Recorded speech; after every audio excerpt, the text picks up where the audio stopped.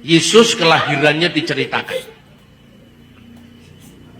Tetapi masa-masa setelah umur 12 tahun itu seolah-olah hilang sampai kira-kira umur 30 tahun. Itulah yang oleh para penulis barat disebut the lost years of Jesus Christ. Tahun-tahun kehidupan Yesus yang hilang. Karena Alkitab kenapa tidak mencatat antara Yesus umur 12 tahun sampai umur 30 tahun? Kalau itu penting, kenapa Alkitab melalaikan itu? Nah, pola pikir semacam ini muncul karena memahami sejarah Israel dari sudut pandang orang modern. Nah, kenapa antara umur 12 tahun sampai umur 30 tahun tidak dicatat dalam Alkitab? Disebutkan di dalam sebuah traktat, ya. Traktat itu tulisan para rabi Yahudi yang mendokumentasikan tradisi mereka selama ribuan tahun. Traktat itu namanya Pirkei Avot. Pirkei Avot itu artinya the ethics of the fathers. Jadi etika para bapak bangsa, nomornya 21. Jadi Pirkei Avot 21. Itu disebutkan bagaimana urutan-urutan kehidupan orang Yahudi.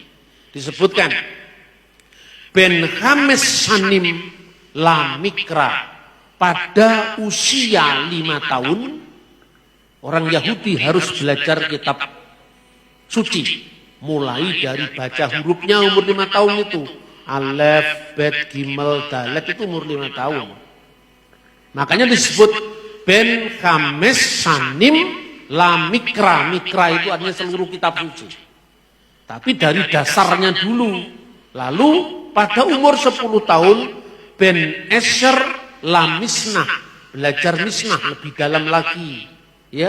Misalnya, kemudian pada usia ya ini 13 tahun di zaman Yesus, usia 12 tahun Ben Hames Esreh La Talmud. Jadi pada usia 15 tahun dia belajar Talmud, tapi sebelumnya pada usia 13 tahun laku belajar hukum. Jadi menjadi anak hukum, misfot bar miswah. Ketika umur 12 tahun itu mereka naik ke Bima, naik ke tempat yang lebih tinggi. Disitulah dia menerima hukum Taurat. Nah, karena untuk bar miswah itulah Yesus dibawa oleh Bunda Maria dan Yusuf ke bait suci. Karena sejak umur itu Yesus menerima hukum Taurat. Karena Yesus secara manusia sebagai orang Yahudi, baru kemudian tadi yang saya sampaikan, pada umur 15 tahun belajar Talmud. Ben Hames Esreh La Talmud. Talmud itu tadi termasuk Torah lisan tadi, termasuk buku yang kita baca ini. Kemudian Ben Shemoneh Esreh La Kupah. Pada umur 18 tahun usia untuk kanopi. Kanopi itu kanopi pernikahan. Usia 18 tahun itu orang Yahudi biasanya usia minimum untuk dia menikah. Umur 18 tahun. Baru kemudian umur 20 tahun Ben Esrim Lirtov.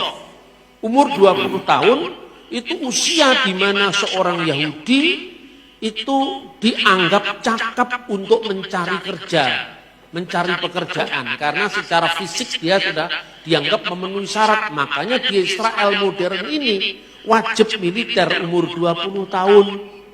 Jadi ini punya tradisi, punya kebudayaan yang sangat kuat dari zaman dulu sampai sekarang.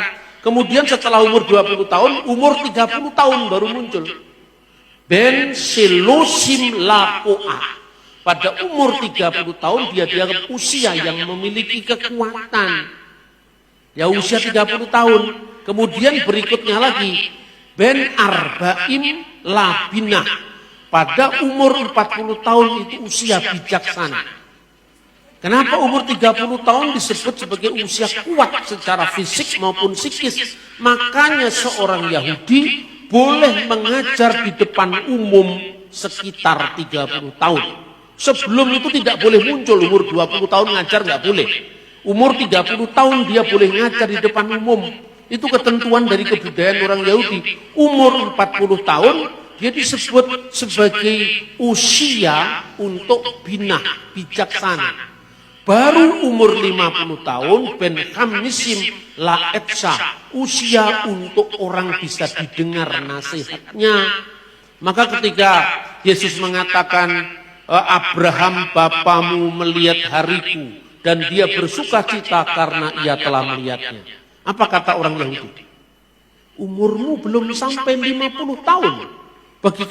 Bagaimana kamu menyatakan hal itu? Kenapa? Kamu belum usia 50 tahun yang layak didengar nasihatmu karena usiamu baru 30-an tahun.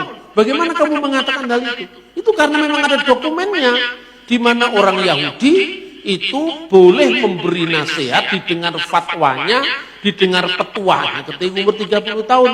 Makanya ketika sensus bangsa Israel di padang gurun, di kitab Bilangan, ambillah anak-anak antara usia 30 tahun sampai 50 tahun bertugas di kemah suci, ya kan? Karena apa? Itu ada usia-usia yang sudah dijadikan patokan oleh orang Yahudi dari abad ke abad, mulai dari zaman Musa sampai hari ini. Betapa pentingnya budaya ini di dalam konteks iman. Karena itu melalui apa yang disebut di dalam tahapan-tahapan umur orang Yahudi, itulah kita bisa memahami kehidupan Kristus. Karena justru setelah genap waktunya, Allah telah mengutus anaknya yang lahir dari seorang perempuan dan tunduk kepada hukum Taurat. Jadi Yesus menggenapi itu. Paham saudara-saudara? Kiranya kesinambungan sejarah kitab suci, para rasul, muridnya para rasul, murid dari muridnya para rasul, itu menjadi bukti bahwa firman Allah sungguh ya dan amin. Tuhan memberkati kita. Shalom alaikum bishem hamasyah. Amin.